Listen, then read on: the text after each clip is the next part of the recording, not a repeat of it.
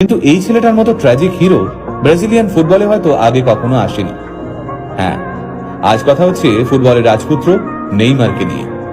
নিন্দুকেরা বলেন নেইমার নাকি খেলতে খেলতে ইচ্ছে করে পড়ে যান, চোট পাওয়ার অভিনয় করেন। কিন্তু তারা হয়তো এটা জানেন না, নেইমার ফুটবল ইতিহাসের একমাত্র খেলোয়াড় যাকে 1000-এরও বেশি সময় ফাউল করা হয়েছে। মাত্র 6 বছর বয়সে ফুটবলে হাতেখড়ি হয় নেইমারের। বলের সঙ্গে তিনি যেন কথা বলতে পারতেন।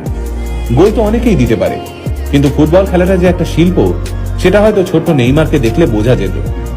মাত্র 17 বছর বয়সে ব্রাজিলের 1 নম্বর ক্লাব স্যান্টোসে অভিষেক হয় নেইমারের। আর 18 বছর বয়সে ব্রাজিলের জাতীয় দলেও চান্স পান তিনি।